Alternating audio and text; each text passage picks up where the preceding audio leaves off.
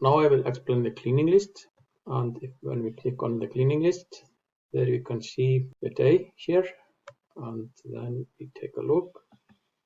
All the apartments are clean today, nothing is left. If we take a look tomorrow, then we can see, if we only focus on what the project that we need to do, then we can take a look for the that we need to clean tomorrow, and I can see it in the same moment.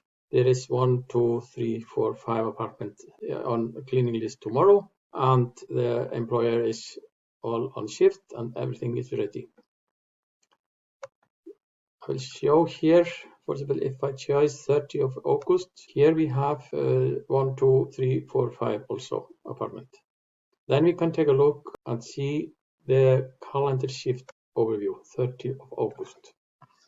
What is happening there? 30 of August, there is 2 on shift. There is Gunnar and Peter. Go back in the cleaning list and take a look on we are focused on the 30 of August and all the that are only that are 30.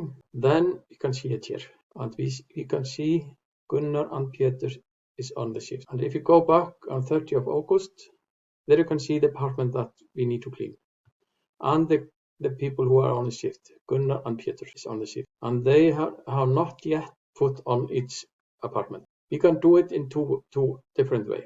Do it manually. You can see here Peter is a specialist. We have, the star front of his name. It means he is the specialist.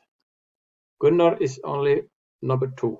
We have to do it sometime, but is not a specialist. Then the first choice is put Peter in all. This is the first choice to put Peter in all shifts. And we can do it in 2 ways. We can choose it like here, save, or we can do it in different with auto shift.